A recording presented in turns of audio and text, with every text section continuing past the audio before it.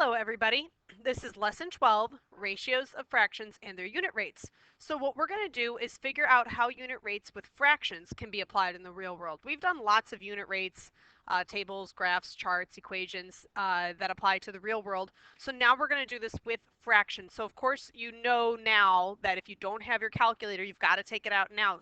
So you can use that ABC button. It looks like this, like a mixed number but with letters.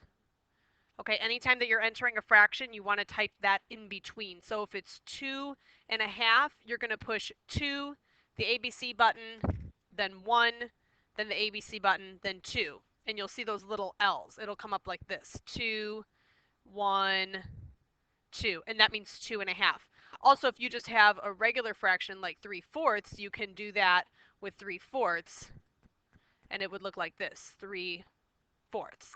Okay, so no matter which way, it'll change it to a mixed number like this or a fraction like this. So that's going to be really helpful, especially on the one that we're about to do. Okay, so for this one, it says, what do I know, what I want to find out, and how to find it out. So as we read this, keep in mind that we're going to fill in what we know, what we want to find out, and then how we're actually going to do that.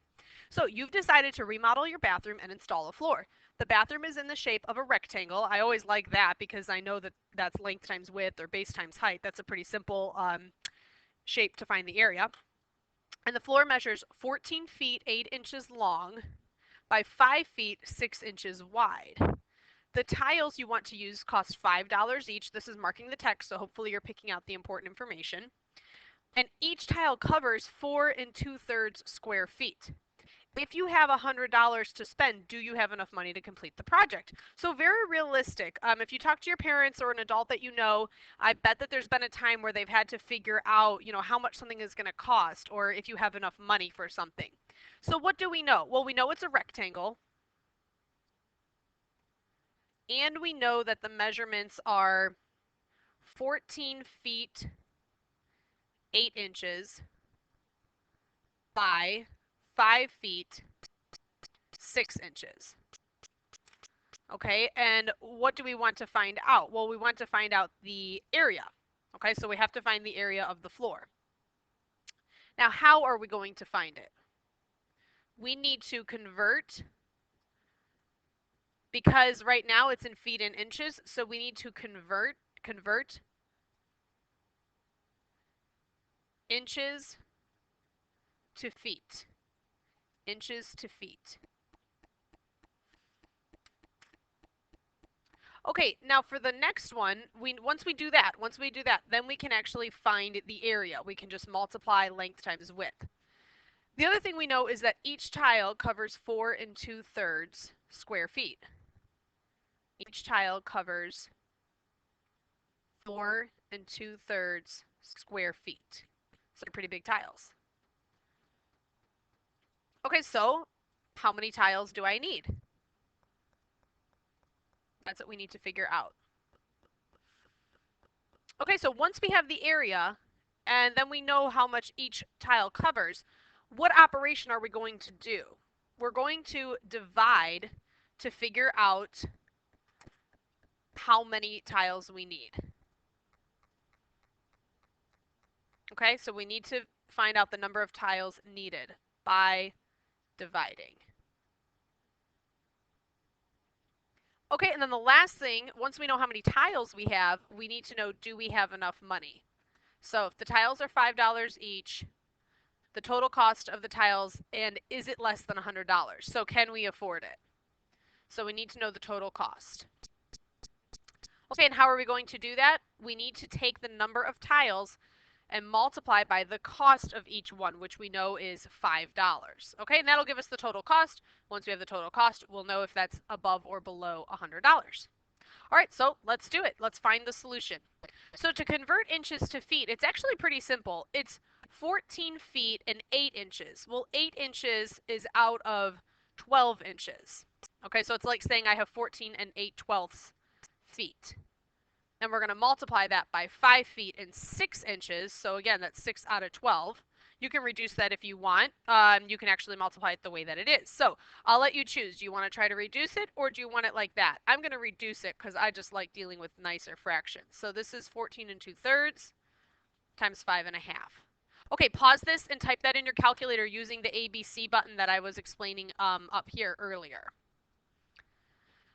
Okay, did you get that the total area is 80 2/3 feet squared? Hopefully you did.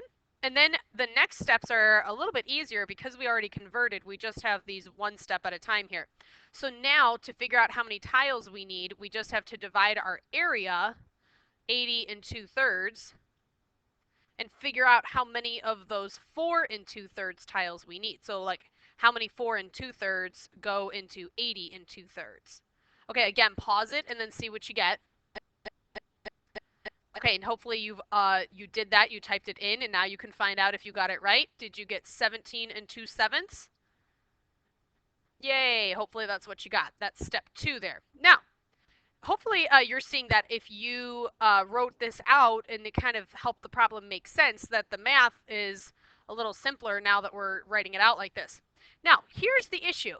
If you need 17 2/7 tiles to cover this bathroom floor, you cannot go to Home Depot or Lowe's or Menards and say, hey, I need 17 2/7 tiles. That's not how it works. How many tiles do you need to buy?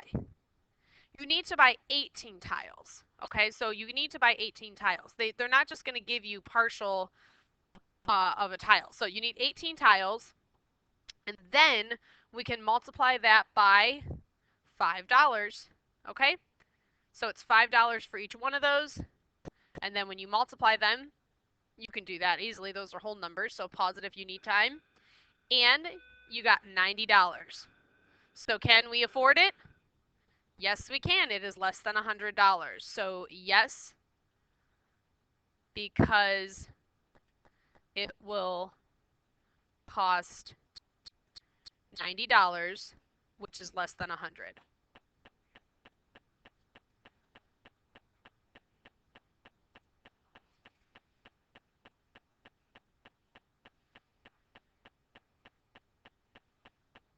Okay, so based on what they gave us in the problem and what we had to figure out, we learned that yes, it will cost less than $100. All right, and then we just have one more exercise to do here on page 49. So which car can travel further on 1 gallon of gas? So I've been telling you this. If it says for 1 gallon of gas, you're doing the miles divided by the gallons, and that will give you the miles per gallon. That's what that slash means, per gallon. This is so simple. All you have to do is divide. That's it. You just do the 18 2/5 miles divided by 0.8 gallons. That's for the blue car. And now for the red car, we're going to do the exact same thing. And then we'll be able to compare. So we're just doing the miles, 17 2/5, divided by the gallons, 0.75. That's all you guys do. That's it. It'll tell you the miles per gallon. So you pause this now, and I want you to divide each one of those and write down which one, what you get for each one. Excuse me. So tell me how many miles per gallon for each one of them. Pause it, and then when you're done, unpause it. And yes, you can do 18 2/5 with the ABC button, and then just divide by 0.8. Your calculator will actually tell you what that is as one whole fluid number. Okay, when you divide for the blue car, hopefully you already did this. If you didn't do it, pause it and do it now. You're only going to cheat yourself if you just look at the answer instead of try it. Okay, this one is 23 miles per gallon. And then for the red car, we've got 23.2 miles per gallon. Now, what would you rather? Think about this in the real world. Would you rather go 23 miles per gallon or 23.2 miles per gallon? Sometimes the lower number is a better answer, and sometimes the higher number is the better answer. Okay, so there's like sports like that where some scores it's better to have a higher number, some lower. In some scenarios, like buying pens or chicken at the store. Like, what do you want? Do you want a lower number or a higher number? So for this one, I want you to think, what's better, higher miles per gallon or lower miles per gallon? So which one would be better, the higher one or the lower one? You want to go more miles per gallon, okay? That means you can drive further with the same 1 gallon of gas. So which car can travel further? It is the red car. Okay, so the red car can go just a little bit further than the blue car. So the red car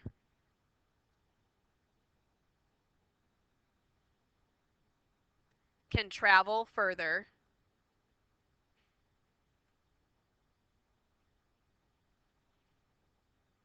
on 1 gallon of gas.